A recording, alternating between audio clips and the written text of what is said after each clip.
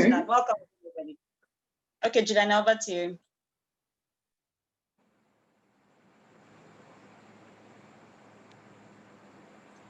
Okay, Juliana, over to you. You can go ahead. All right. Thank you, Ife. All right. It's good to have you all back on Dotk Upgrade. Okay. So we're glad to have you all back on our second edition of the Dotk Upgrade series. Before we start, I would just like us to say a word of prayer, then we can continue. So, our Father and our God, we thank you for yet another opportunity to be alive today. Thank you for the opportunity to learn about our finances, investment, and developments financially. Lord, we give you praise, we give you glory. Thank you for this opportunity, and we are indeed grateful. Thank you for every member of Daughters of the King. We thank you for everyone present here this evening. Lord, we give you praise and give you glory. And so, our Father and our God, we ask that even as we start, we ask that you would be with us. You give us wisdom to understand everything we've been learning at this webinar today. We ask that you will grant our speaker utterances like never before. We ask that at the end of today's program, we'll have the focus to glorify your holy name. Thank you, Heavenly Father. We give you praise, we give you glory. In Jesus' name we are prayed. Amen. So I'm glad to be here today. You know, the upgrade session is usually an opportunity to learn and improve ourselves and develop in different spheres of life. So last month we had Kelechi here with us. It was an amazing session. You know, it was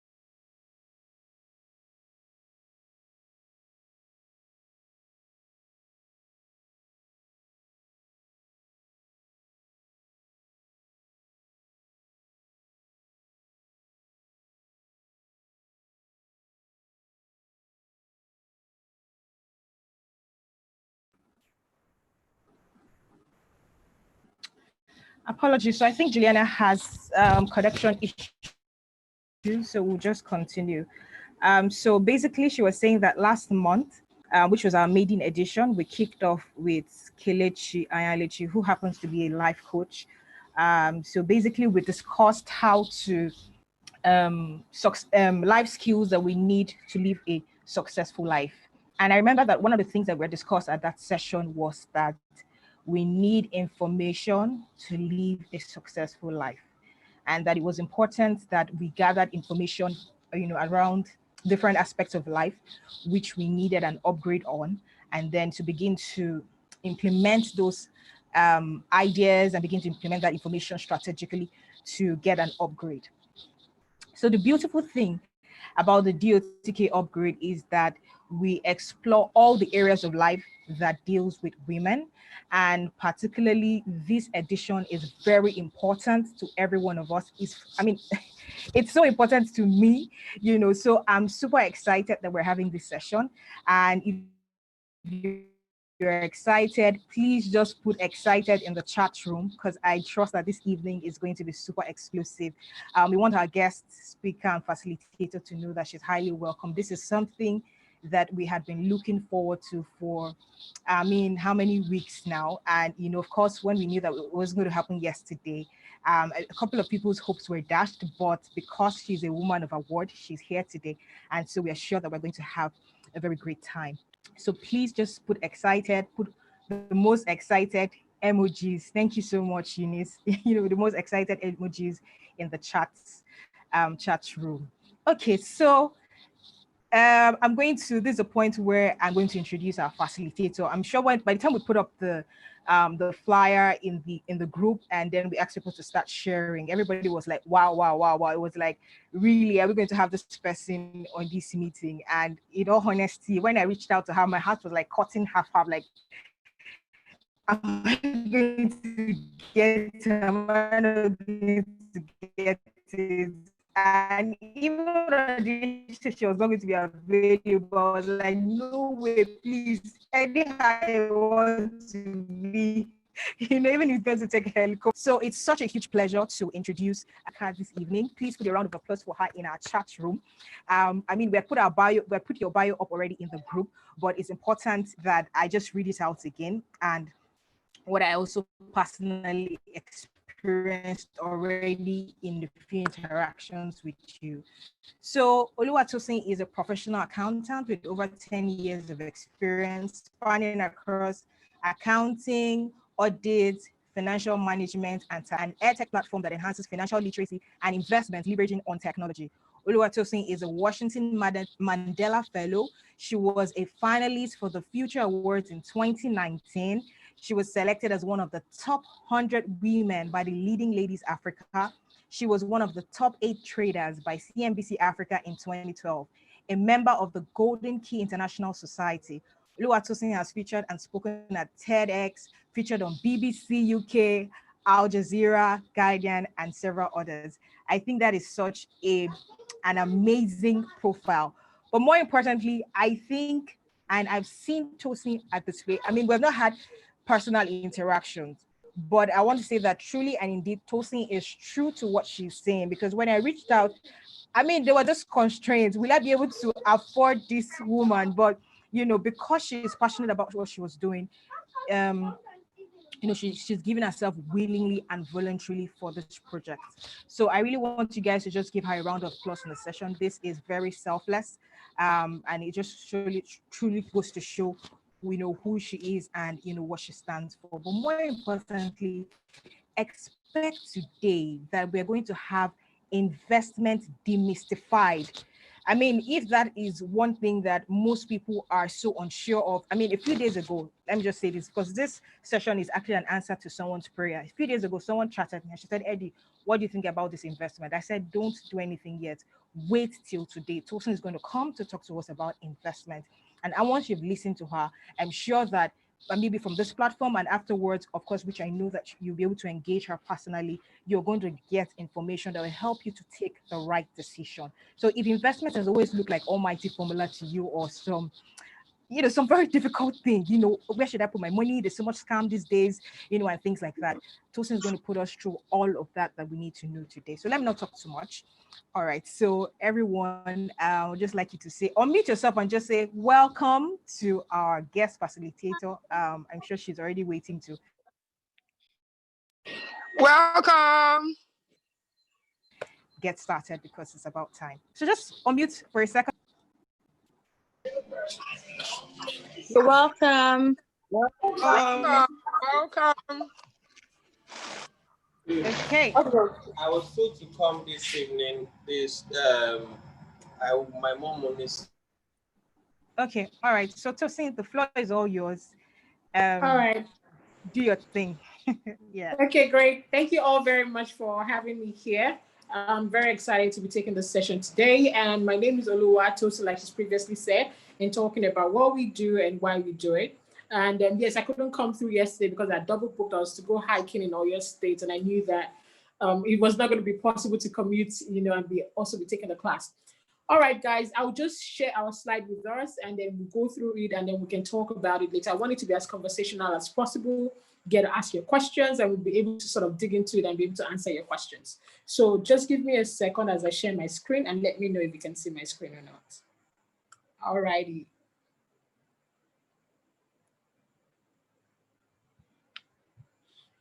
Just hold on a minute.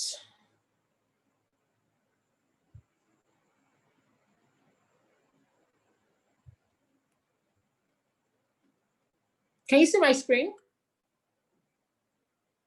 Yes, great. All right. Can you just come into the chat box and let me know if you've seen my screen or not?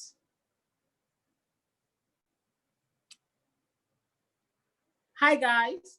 Can you please just type in the chat box? I want to know, okay, you can. All right, great, cool stuff. All right, so this class is gonna take approximately 20, 25 minutes thereabout.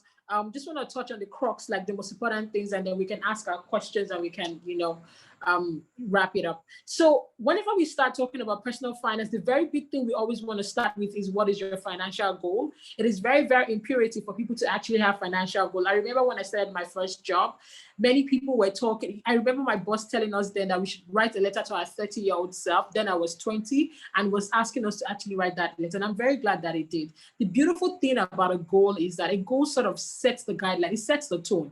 If you speak to a lot of people, they have goals, like they want to become a manager, or they want their boss's job, or they want to earn a certain amount of money. People usually have goals for their growth, their career growth. However, when it comes to their income, not a lot of people have that. So how many people are saying that I want to be able to have, let's say, 10 million naira in assets, or I want to be able to buy the flats that we're currently living in, or I want to be able to have global shares that are worth $50,000 or something along those lines. So you always see people set goals, but for some strange reasons, financial goals is always like very lackluster, or it's just very vague, or maybe I want to buy a house. There is no there's no duration to it. There's nothing of that sort. So having a financial goal is like very, very, very, very critical. That's like the very most important thing. So our agenda for today, we'll be talking about is wealth and mindset as a result of choices. We'll be talking about do you need a budget, risk and return, and a couple of other things. So we've spoken about having a goal, and then we're jumping right into the agenda for today.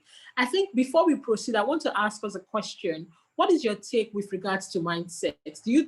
What's your take with regards to wealth? Do you think wealth is as a result of mindset, or is it as a result of knowledge? So I want you to know, do you think it's mindset or knowledge? Can you just jump into the comment section? What do you think? It's wealth as a result of mindset, or is it as a result of knowledge? So somebody say mindset and knowledge, and then I'm waiting for other people to also say something.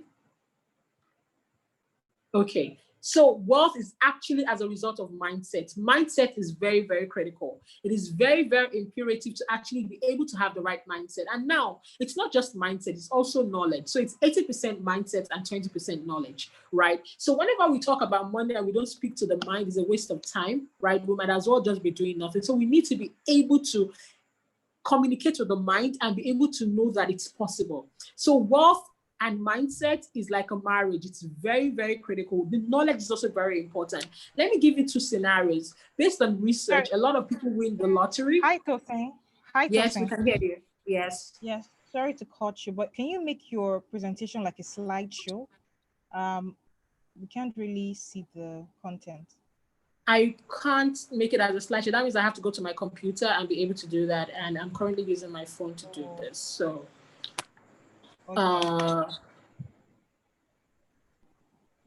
let me see if that gives us that option here. Share content. Let me see if it comes up as a slideshow.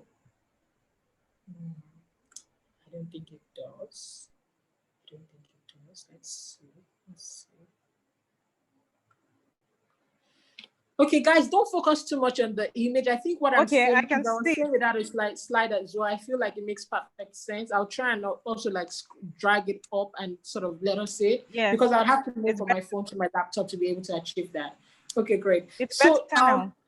Okay, great. That's good stuff. Thanks for bringing it to my attention. So now with regards to wealth as a mindset, we always have these two scenarios. A scenario is a person that actually won the lottery, and based on research, they always go back and end up on the streets. That's what usually happens, right? Many of them go back into poverty. That's because even though they have the money, their mind has not processed it. They do not know how to manage it, and they don't have the right mindset about money. Now, there are also a lot of people that have the knowledge. I mean, when I was struggling with my money, for the first 5 years of my career, I struggled with my money. At that point, I'd worked at multinationals. I'd worked as a senior auditor. I had 2 degrees in finance that was also completing my chartered accountancy exam. So it's not that I didn't have the knowledge, but my mind was not in the right place. So some people will have the knowledge and they don't have mindsets. Some people will have the mindset, but they don't have the knowledge. And some people might have none, what you actually have to have is both of them. So it's very important for you to have the mindset, and it's also very important for you to have the knowledge. Now, we're talking about mindset. I don't know if you know about an 8-year-old boy that currently makes about $28 million on YouTube just by reviewing toy sets. I'm very sure he did not pick up that YouTube and started doing it on its own. His parents most likely tilted him in that direction, right? If I knew that Money Africa could make over $100,000 in revenue in 6 months, I would have quit my job 5 years ago, but I was not aware. I didn't have the mindset. I didn't think it was possible. Now, somebody else there was a girl on the internet, I think it was just about a month ago. She has a skincare cosmetic product, and she made $1 million sales within 2 months. Sorry, within 2 days. It was in 24 hours that she made $1 million sales. Now, if you don't think it's possible, if you don't look at the resources out there, if you do not do the research to actually see that it's possible, then it's not going to happen. And that's why we are very, very anal, and we keep speaking about the mind. Your mind is your biggest asset. And I'm sure that it's also there in the Bible a lot, that as you think so you are. Mindset is very, very critical, and it's not a motivational talk. It is very true. It comes alive. It is really what it is. And once you've sorted out mindset, then it's very, very important for you to actually get knowledge. And that's why we are also teaching this. So in order to cultivate and actually feel rich, mindset is very key. So is knowledge. Now, the average adult, they spend approximately 2 to 3 hours each month, and they're talking about their money. Maybe they'll pay a bill, they'll do this, they'll do that, but there's no structure to it. But the self-made millionaire actually spends 20 to 30 hours per month. They are thinking, they're studying, and they're planning their finances. So you can see that even the time that is being spent, the millionaire is spending 10 times more than the other person that is an average person. So we need to actually create time on our timetable that we are deliberately seeking and planning for our money. So it's not, your money is not what you treat as an afterthought. It's not what happens after every other thing has been taken care of. It has to be very deliberate, right? Very, very, very, very deliberate. So we'll be going right to the next one. The next one is talking about wealthy people never leave things to luck. So after we've worked so hard to generate this asset, the next thing is that we have to protect it. So how are you protecting it? How many people have healthcare insurance? For people that work at 9 to 5 at great places, at a good company, most likely there's HMO for their staff, right? But if you happen to not be working in any of these companies that offer this, you have to actually create it for yourself. I know that a couple of insurance companies, some of them have like 100K per year, 150K per year, along those lines. But having an HMO or having a health insurance plan is very, very important. The reason why we always push this is this. On average, those health insurance plans will give you like about 2 million naira if push comes to shove in the case of an accident or something that is very big. Instead of having to go to social media and be raising 5 million, one will know that at least this 2 or 3 million covers the most important thing, and then people can try and raise the balance in-house. So I also feel like the government is not talking about it a lot, but we should not be taking, anytime anybody that does not have a health insurance is literally taking a gamble, right? I believe in God as well. I'm also a Christian, but the Bible also says that the wisdom is profitable to direct, right? So if there's anything you can protect, please protect it. So we're talking about health insurance. The next one we want to talk about here is also auto insurance. Auto insurance in Nigeria has one of the lowest premium in Africa. It's approximately, I think about 2% to 3% of the value of your vehicle. So let's say your car has a value of about 1 million. You'll be paying approximately 20,000 naira to 30,000 naira per annum, not per month, to actually get that car covered. Now, that's why a lot of people will come out in traffic and be fighting, because many of them do not have insurance. So we need to be protecting what we have. If there's something rich people do very well, they protect what they have, and then they now build on it. Imagine we are trying to build and then somebody keeps stealing things from what we are trying to build. That's what the lack of insurance does. It's like those little foxes that they keep stealing from you because you did not protect what you have. Also here is we have, there's something called a life insurance. A lot of people don't like having that conversation, but if you have children, it's a very, very, very important conversation. You should be having that conversation, especially if you have children, just in case, it's very, very important. Now there's something called an endowment. An endowment is like an insurance plan, but if nothing happens to you, guess what? You still get to keep part of the money. So it's like a win-win. You're hedging against knowing that you're not totally going to lose that money, so that if you do not have need for it, that money still, part of it still comes back to you. And I think it's something that everyone should actually start considering. So in summary, nobody likes to spend money on insurance, but it's one of the smartest things that you can possibly do on your road to financial independence. Now, the next part of the slide is talking about long-term, and I think that's like a very, very important conversation. When we talk about long-term, right, a lot of people that become wealthy, they're always talking about, they're thinking about 3 years or 2 years or 4 years, but in actual fact, becoming financial independent is a long-term game, right? We're talking about 10, talking about 20, we're talking about compounds over time.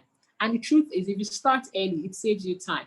So every time, at least 99% of the people that became wealthy, it was over a long period of time. Everybody talks about Amazon. Oh, Amazon, it was one of the first companies in the US that was able to hit like $1 trillion valuation. But it started over 25 years ago. Apple went on the stock market, I think exactly 32 years ago. That was when Apple went on the stock market. Coca-Cola has been in here for around 100 years, over 100 years. So the truth is, these things take time, some faster than some. I mean, look at Amazon, look at Coca-Cola. Amazon has beat Coca-Cola and has gone faster, but still, it's still about 27 years or so. So we need to be patient. We need to understand that wealth doesn't happen overnight. It is what happens strategically. What happens is that a lot of people do not pay attention to it early, then they start getting anxious and they start trying to rush and fast track the process. But it has to start from somewhere. It's like you putting a bucket underneath a leaking tap.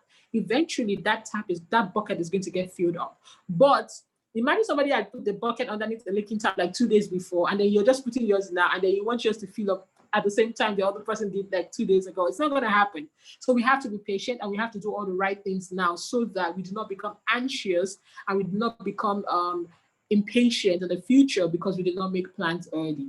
So I just want to do a quick scenario before we jump into the other exercise. And the scenario is going to be along these lines. Let's say you were investing 20,000 Naira on a monthly basis into an account that was giving you 10% per annum, right? Are we together? How much are you going to have after 40 years? Please stay with me. I want to take that scenario again. I'm 25, I've finished NYSC. I know that might not be the case. I'm just giving a scenario. I'm 25, I finished NYSC. I got my first job. They pay me 100K. I'm paying 20,000 Naira into a bank account on a monthly basis regularly. I'm earning 10% per annum on that interest, and I'm waiting till retirement. How much will I have after 40 or 45 years? Can you please come into the chat box and let me know? There is a correct answer, but wrong answers are welcome. And let me tell you why it's very important for us to actually try out this math. It also helps us to see how we can calculate into the future. So don't be shy. Don't feel like, oh, my answer is not right. The whole purpose of this conversation is that we're able to interact and we're able to understand where you are, what you understand by it, and what is majority of the answer going to be like. And also based on experience, a lot of people usually have the same answer. So don't be shy. Go ahead and try. I actually want us to try. So I'll give us a little bit of time. So at least 1 minute, please try. You're saving 20,000 Naira every month. You're getting 10% per annum as your interest rate, and you have that money for a good 40 years. So I'm waiting.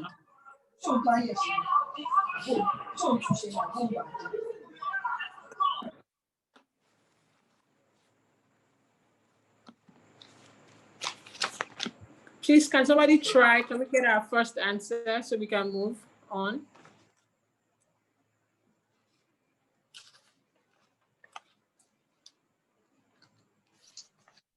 All right, so somebody's saying at 6 million. Another person, any other person?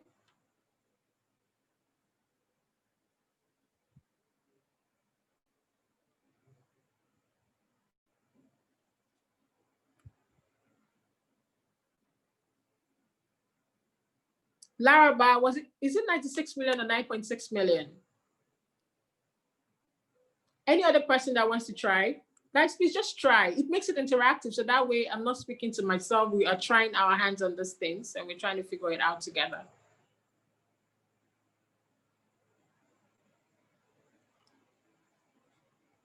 Okay, so Toby is saying 9.6 million. Laraba, I just want to confirm if you're 96 million, 96 million, if it is 9.6 million, and then we can carry on. So just let me know if it is 96 or 9.6. All right, any other person?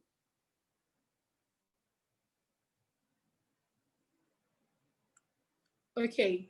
I think we only have two answers, and I might just have to carry on if we're not getting any other answer, even though I'd have loved for us to participate. So Funto is putting 9.68.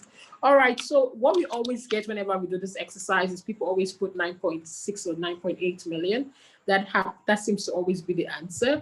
But I'd like to surprise you that the answer is actually 211 million. The answer is 211 million. If you look into this bucket here, right?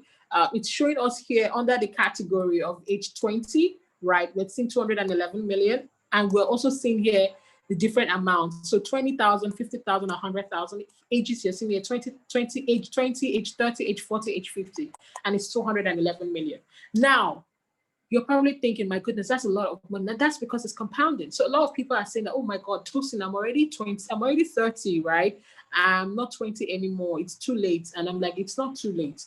If you're starting by the age of 30, what's going to happen is this: you're going to get 76 million, right?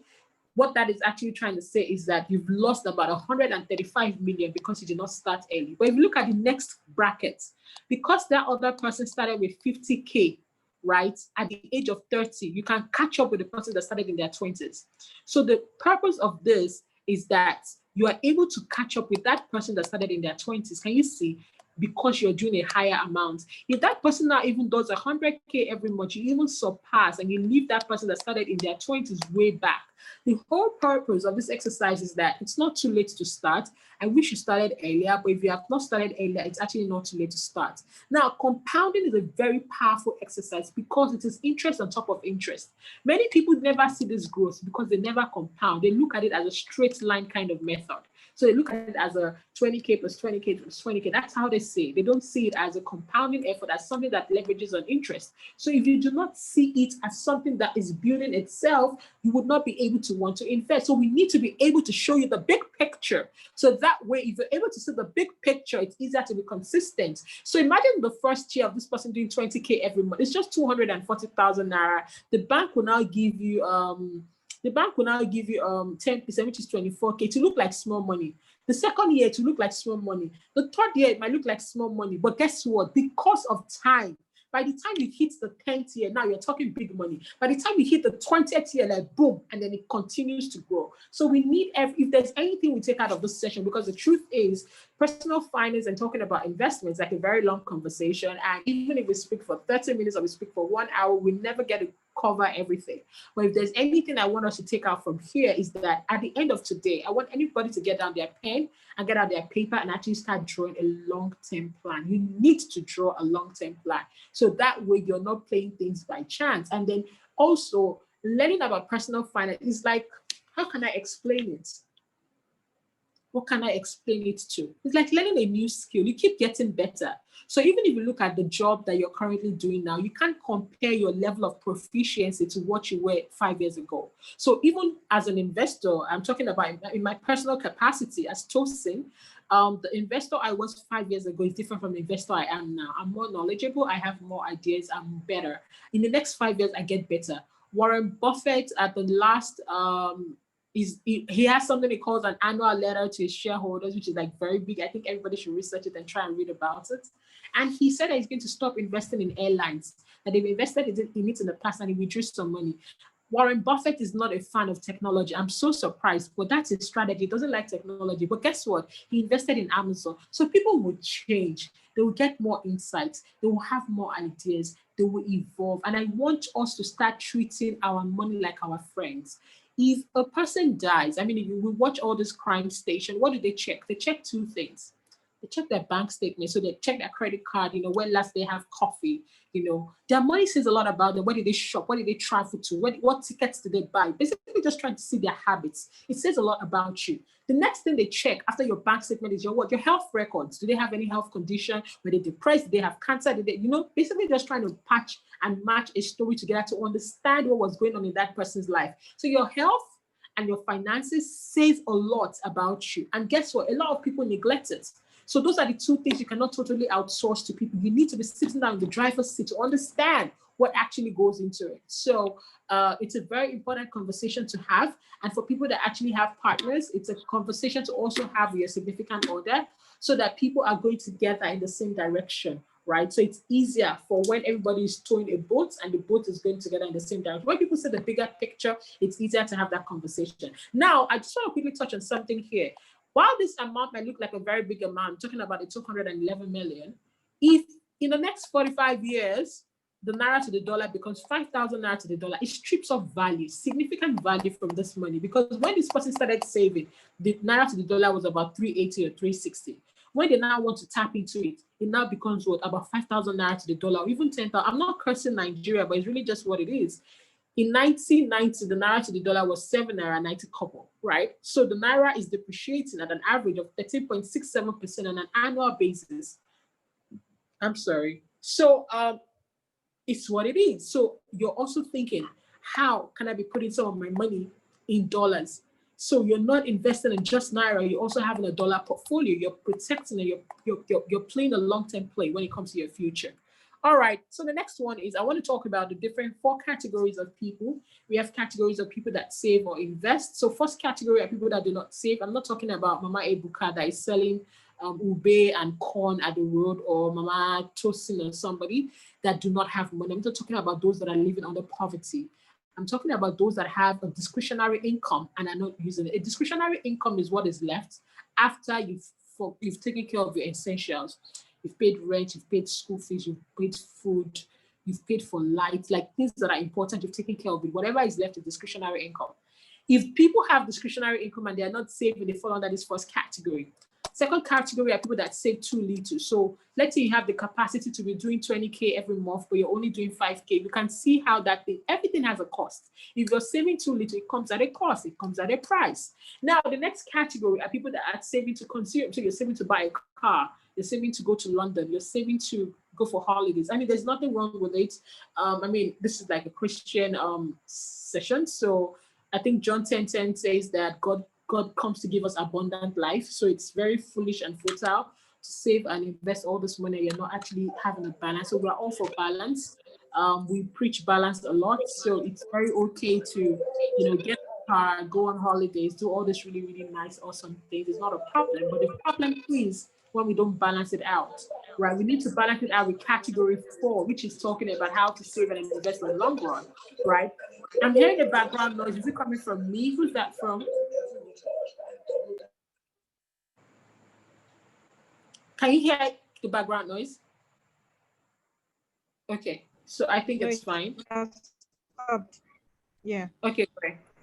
All right, so category 4 talks about combining with category 3.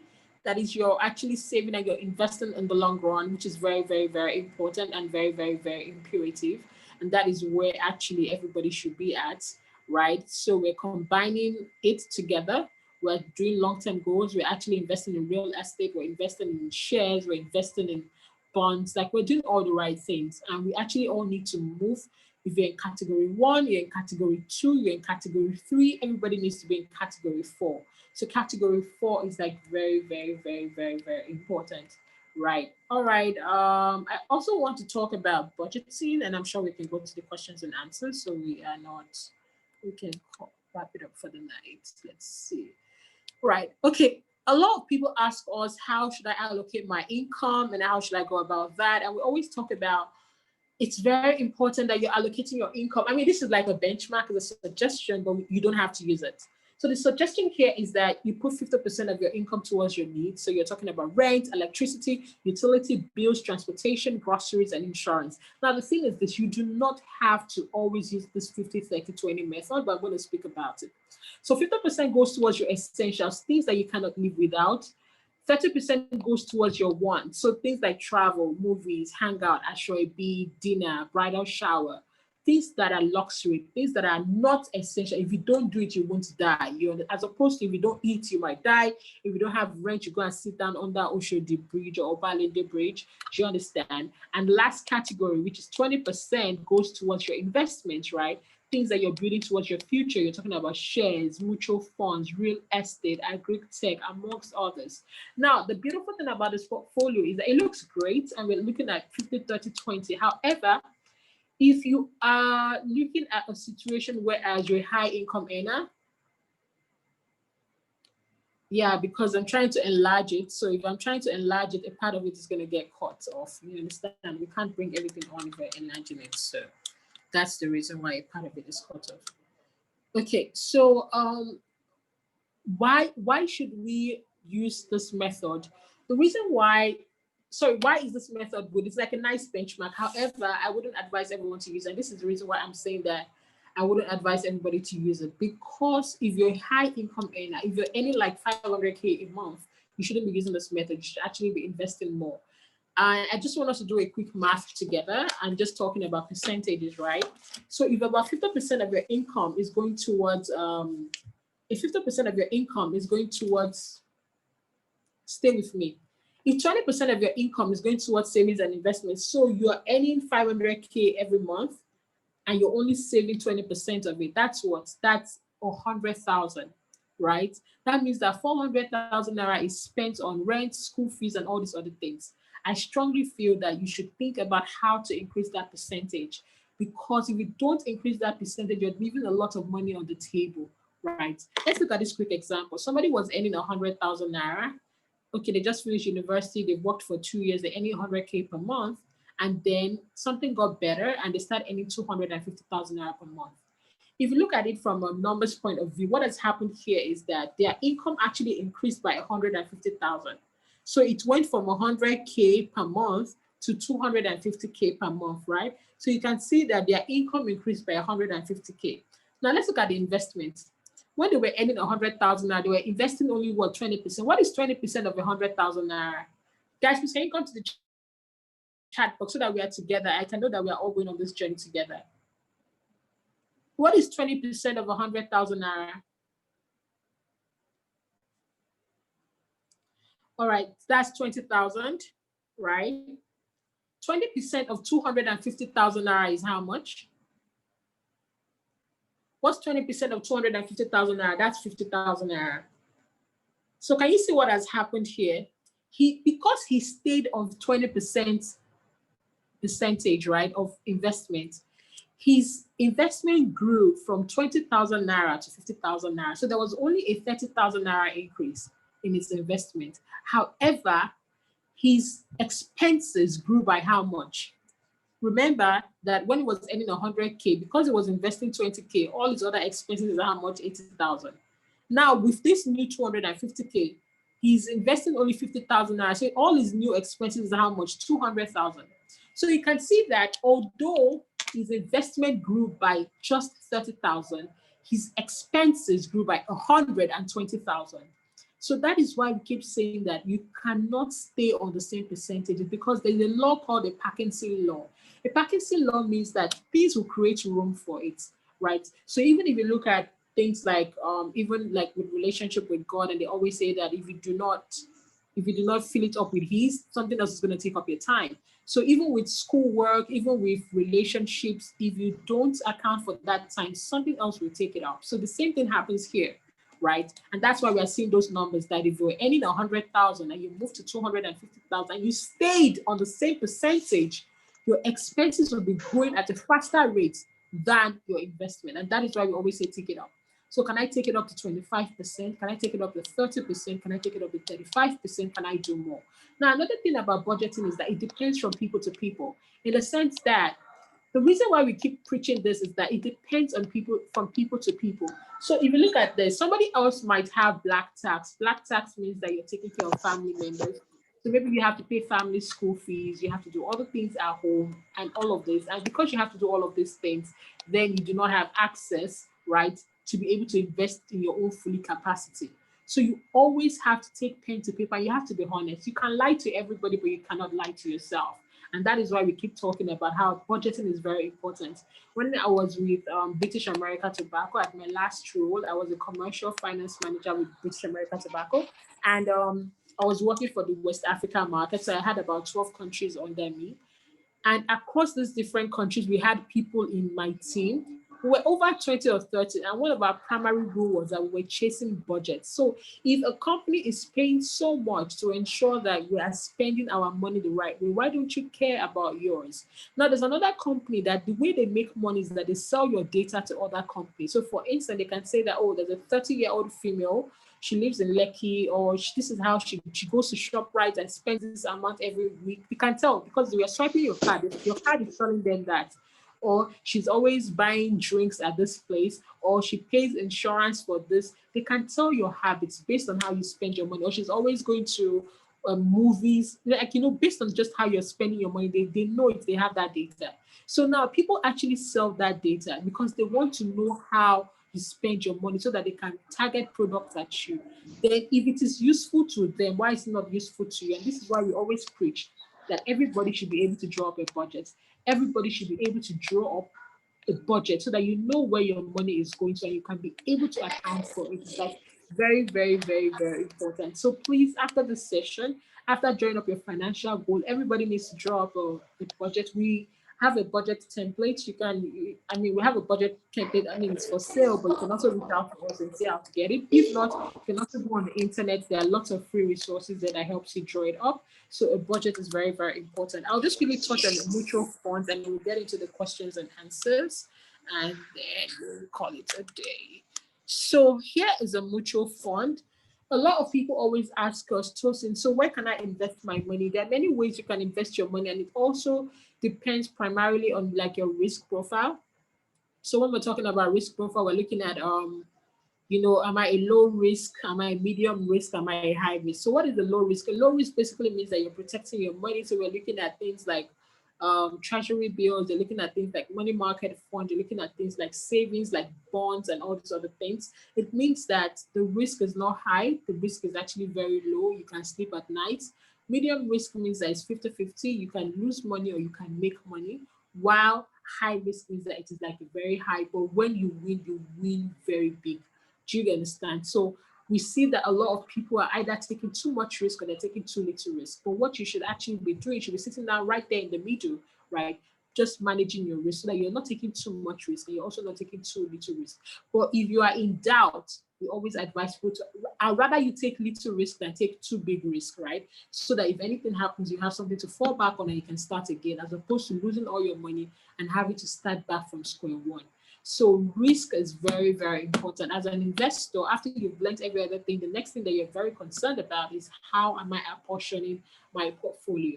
All right. So what is a mutual fund? A mutual fund basically is like is where people literally, as the word says, mutual fund. Mutual means people coming together. Fund means pulling money, right? So basically, mutual fund is when people come together and put their money together. Somebody might say that, but also it sounds like a job. In the sense of it, right, it sounds like that, but the reason why it is not a job is because for it to be a mutual fund, it has to be regulated by SEC. So the Securities Exchange Commission actually has to regulate it for it to be a mutual fund. So that is why we cannot say that that is why you cannot say that Najo is a mutual fund. So now let's look at this. Look at the pool, right? It comes from the investors, that is you and I. We pull our money together, that is, we put our money together. Number three, we give it to a fund manager. This does not happen with Ajo. In Ajo, it is just the members that will take the money together. They are not fund managers. Do you understand? A fund manager means that you have a degree, you have a, not that you have a degree, I'm sorry. You have a license. Yes, that's the word. You have a license to actually manage people's money. So it's not that maybe anybody can just come together and come and give their money. This one is regulated by the Securities Exchange Commission. So now this fund manager then invests that money in securities, right? Then the securities generates return and then they pass it back to the investors, and then that thing can continue to go over and over again. Let me touch on securities a bit more. Every time people hear mutual funds, they're always thinking it is a money market mutual fund, but that's not true. A mutual fund is like rice. You can either put it in tomato sauce, that becomes jollof rice. You can put it in vegetables and it becomes fried rice. You can put it in coconut sauce and then it becomes coconut rice. Where am I going? The rice is people coming together to put money together. But what determines what kind of mutual fund is it? It determines on where they dip it into. So you saw that story about them putting rice inside tomato and it becomes jollof. And you put that same rice inside coconut and it becomes coconut rice. The same thing with a mutual fund. Whatever they invest it in is what determines the kind of mutual fund it is. So for the purpose of this exercise, whenever they put that money into money markets, that is, I'm talking about treasury bills, government bonds, then it's a money market mutual fund. If you put that same money inside things like equities, like shares, stock, it's an equity mutual fund. If you put that same money inside real estate, it's a real estate mutual fund. So whatever they put it in determines it. All right, guys, I think that's a wrap for the class. Let's take the questions and answer, and we should be good. All right.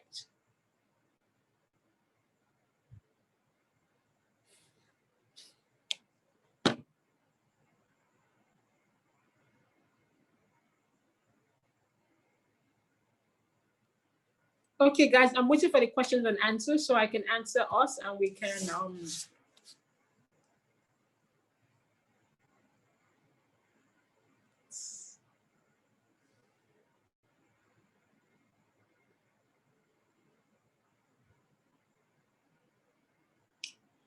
okay, guys, I'm waiting for the question and answer. If you don't have any questions, that's also fine. Okay, good evening, Tosin. Good evening. This is Oluwatobi. Thank you so Okay. much for the class. I'd like to ask, can you enlighten us on cryptocurrency? The whole thing looks really complicated. So can you Okay. touch that? Yes. All right, thanks for that question. I'll actually advise that we speak to a cryptocurrency expert. I mean, it's something that is quite big and is really buzzing, but I would personally advise that we actually speak to a cryptocurrency expert. They'll be able to. I think it's a high risk asset, but people actually do make money, but it's a risky asset. And people need to understand this.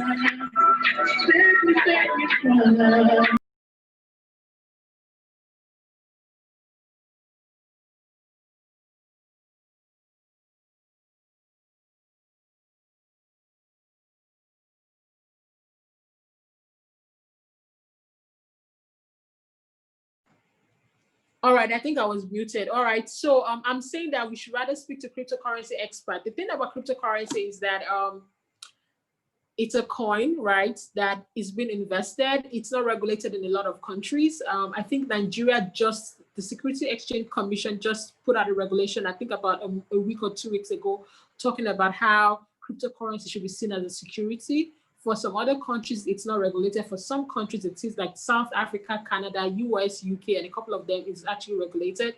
In terms of understanding the metrics, just like any other investment product, you need to be able to know what exactly is it, what does it entail, what goes behind it, you understand what is the product offering to it, right? Now, another thing about cryptocurrency is that it's like a coin, like I previously said, or like of a shares that the regulation is like steeper. They have to go through the Security Exchange Commission. They have to put what they've done in the past. They have to show past numbers. They have to come in officially and have an IPO. You know, all of those rigorous exercise of actually listing a share. The cryptocurrency doesn't have that. It's more lax, it's more relaxed. And because of that, sometimes people also come and profit off it, knowing that they can leverage on the fact that it's not very strict, unlike of its counterpart. Also, a lot of people also see it as a means of them actually moving money. So when this whole Nigerian thing started with people can't move money out of Nigeria, they just started buying cryptocurrency, and then they take their Bitcoin and send it to somebody in Canada, or they take their Bitcoin and send it to somebody in the US. So I would advise, like I always do, is that speak to a cryptocurrency experts so that they can break everything down for you from an investment angle. All right, let me go into the other questions and see what people are saying. So somebody is saying that, how do you determine what to invest in? I think that depends on you. You have to look at what is my risk appetite, how long do I want to stay in? Am I here for the short term? Am I here for the long term?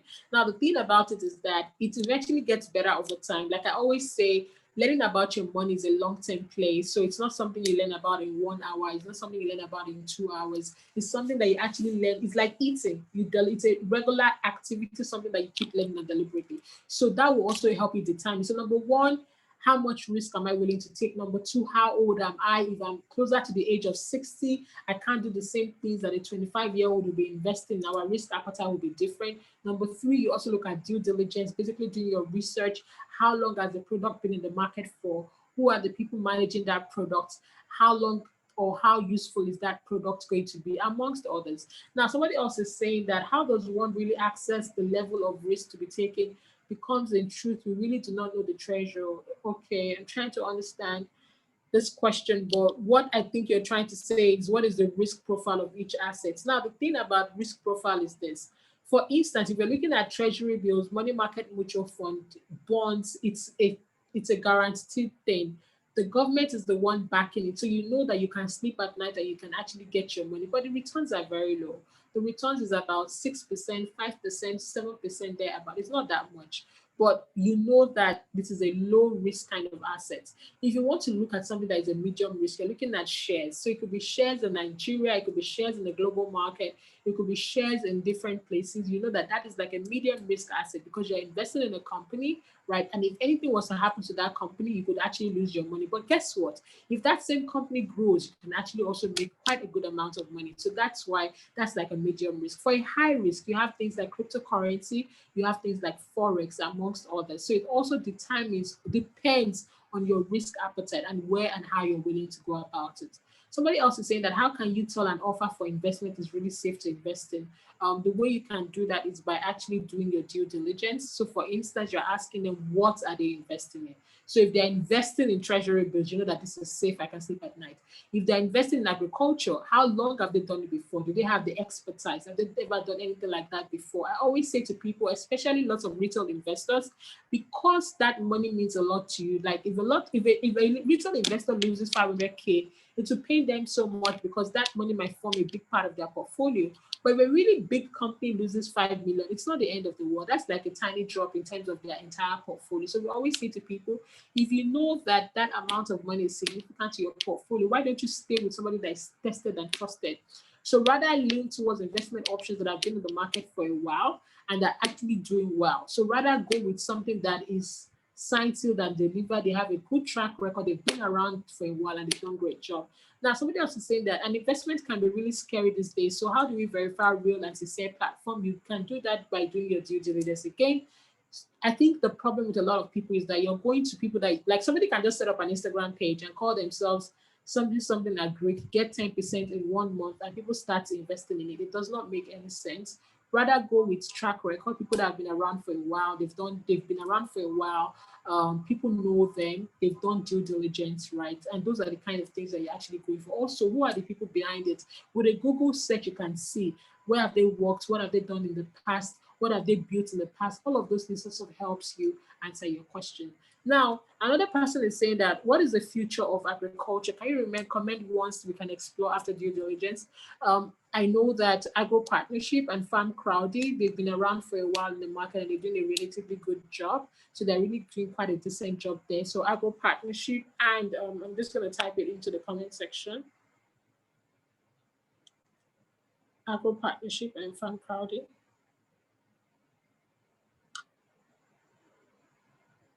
So they are decent. They've been around for a while. The return is decent. And then who else? So those are the ones we can respond. Then somebody else is saying banks is as low as 1% and even fixed deposit is not very favorable. How else can we say?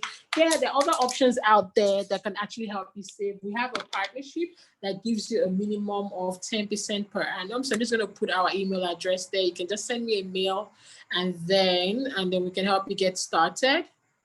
Or you can go directly to our app and also get started. So getladder.com. So you get a minimum of 10% per annum, right? And if you stay for a year, you can get 13% per annum. So that's what we're offering. So somebody saying, what is the minimum you can invest through Money Africa?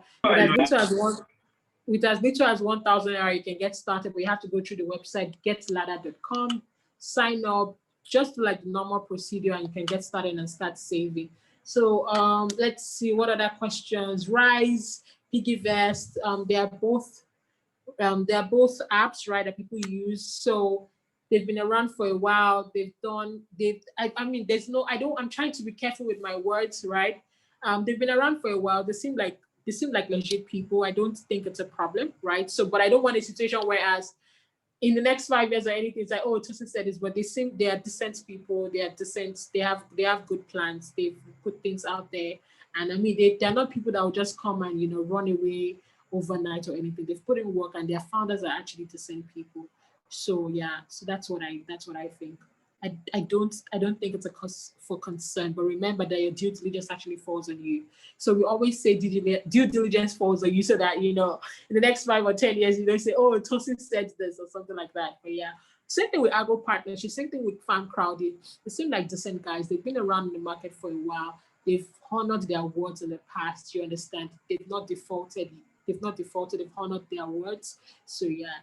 So at the end of the day as well, I think in terms of investing, we should always still say that, you know what, let's still go and look it up. Let's go on the internet. Let's see what's happening. And then, yeah. And also Get Ladder is ours, is our own fintech. It's our company. We can vouch for it.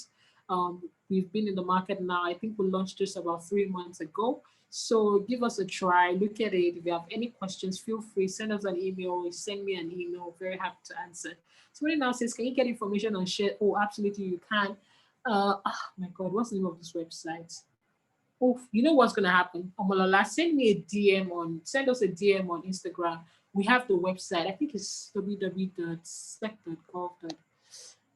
Sorry, I can't remember it by heart, but it's not a problem. Just send us a DM. We'll send you a link. It's very easy. It will bring out everything you've ever owned for the past several years. You can only get dividend for the last 12 years. So the remaining 3 years, you have to forego it. Get it, start automating your dividend, so that way your dividend actually hits your account. You can also check for your parents. If the parents are not alive anymore, there's a way to go about it. I think there's a lawyer there's a way you can go about it, like getting a lawyer and being able to help you retrieve it as well. Somebody is saying that it's 30% outrageous as interest on an agriculture for 6 months. I think it depends, to be very honest. I've not seen anybody lately that has given that amount. I think what I'm usually seeing is 30% for 9 months, right? Not for 6 months. Again, to be honest, it all depends. If you ask anybody that has ever done anything agriculture, they'll tell you, oh, sometimes it's possible, but then they're probably doing it on a small scale. If you're doing 30% on like something like 1 billion naira, it changes the entire game. You understand? You need to have like a proper system, have like how it is. Try and buy hair and sell hair just in a small quantity. Or you go to London, you buy some clothes, you come back to Lagos, you sell it, you make about 50% or so. It's nice. Try and do it for like a whole shop, or try and do it for 1 billion naira. Then that's when you start struggling, because you need to now ensure that you have enough buyers, you have enough sellers. Then it's easy to make 30% on a small scale. Try it on a large scale, you realize how much of a hard work it is. So I think that's basically what I would say. All right, so is there any more question? And then we should be good to go. So tech investments, how can we explore that? I mean, investing in foreign brands like Amazon, Google, all of that. Yeah, there are lots of apps out there that actually helps you invest in foreign shares, right? So basically, but I think knowledge is actually very important, so you understand, things like which ones give you dividend, which ones gives you growth, which ones is for cash flow. Also, instead of buying an individual share, should I buy an index instead? An index basically tracks a couple of shares instead of an individual share that just buys one share. So there are lots of ways to actually navigate this and be able to learn more about it. So yeah.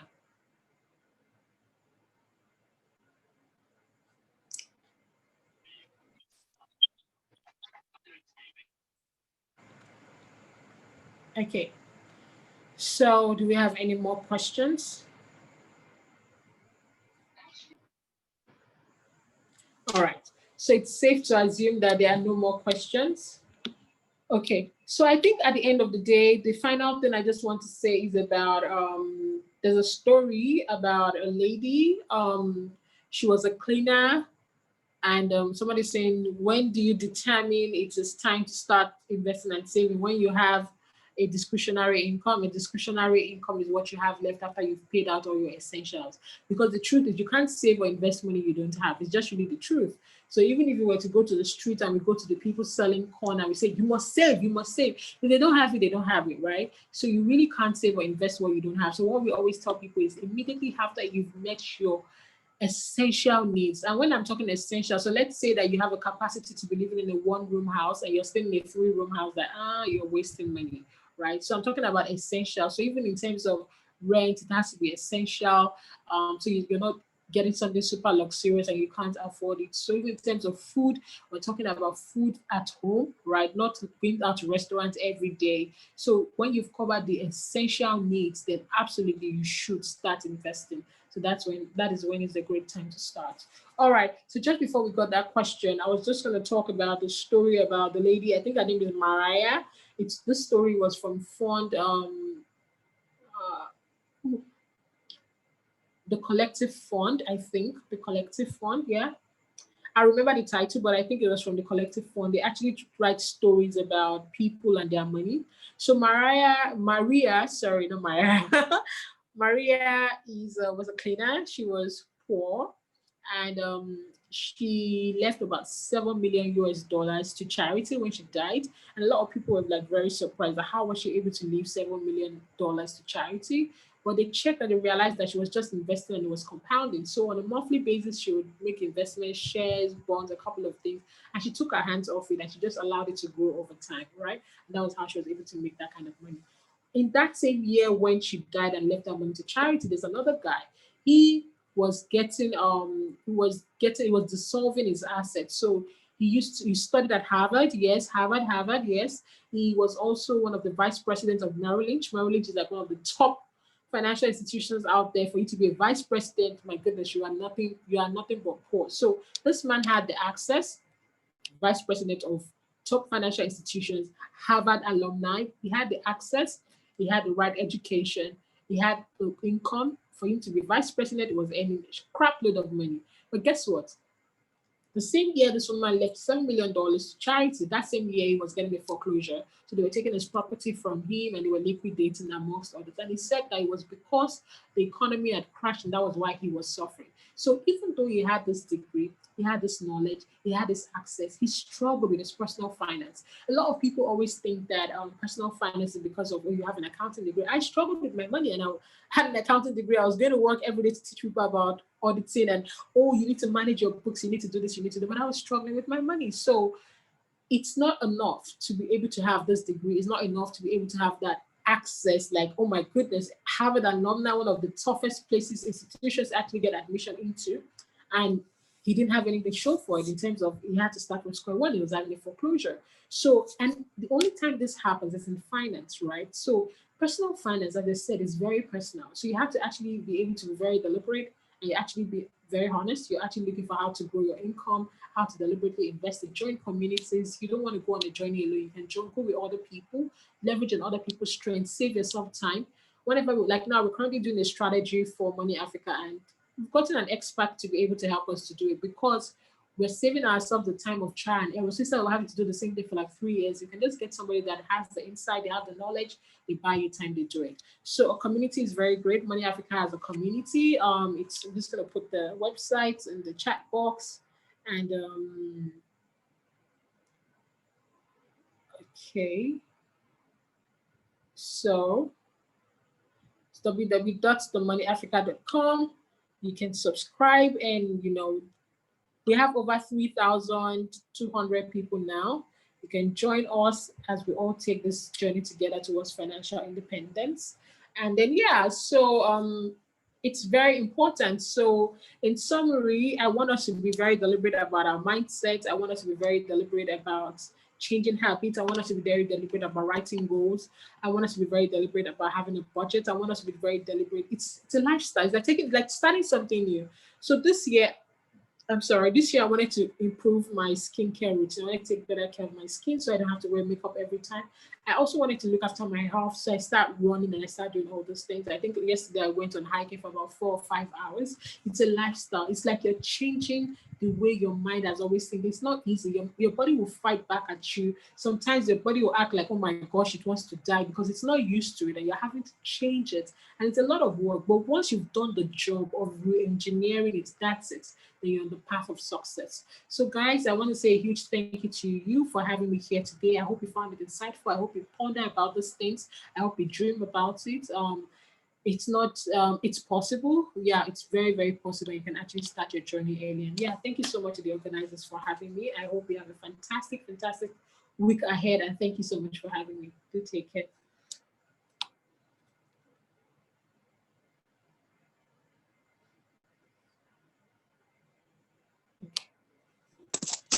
Thank you so much, Tosin. Thank you so very much. That was such, in fact, that was like a lot. That was so much knowledge, wisdom, depth, everything shared. I mean, we learned a lot and we're so grateful. Thank you very much. Thank you for helping us answer the questions. I'm sure that like some other people, we're all going to go back and listen to this again because it was like a lot of stuff you shared, and then we need to listen again to get everything. And then I'm sure that some of us might be hitting you up in your DMs to be asking questions and seeing how we can do things better, because last everybody wants to make money, everybody wants to become financially independent, everybody wants to become better at saving and not just spending. And I think that's a struggle that most of us have.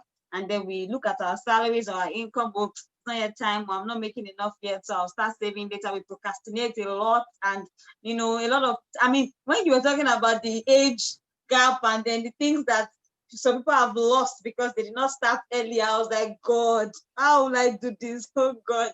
And I'm like, gosh, but I mean, then you kept on saying that no matter how old you can start now, no matter to just start now, right? So I think that really hits me. And I think the percentage at which you're saving, in fact, well, it's too much. I don't want to start surprising. I'm sure everybody here agrees. It was amazing. Thank you so much. Just let's start now.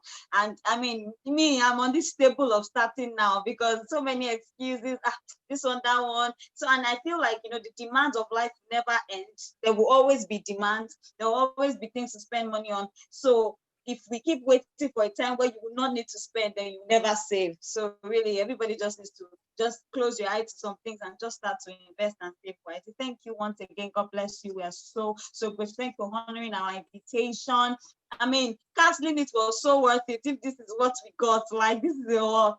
Thank you so very much for being here. God bless you. All right, so on behalf of Daughters of King, one more time, we're saying thank you very much for being here. Thank you for being a blessing to us. Thank you very much. We are so grateful. Thank you. Do take care. All right, bye. Okay, so we would have our closing prayer now, and then we can all go. So, Father, we thank you for today. Thank you for today's program. Thank you for all that we learned. God, we pray that you help us to practice everything that we have learned. We pray that, God, you will help us to become financially independent women. We pray that, God, you will help us, you open our eyes to the proper investments, the proper things that we need to do.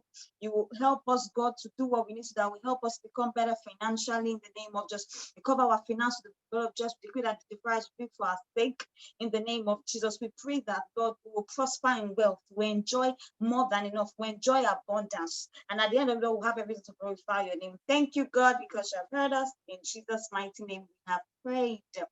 Amen, amen, and amen. Thank you, ladies, for joining us.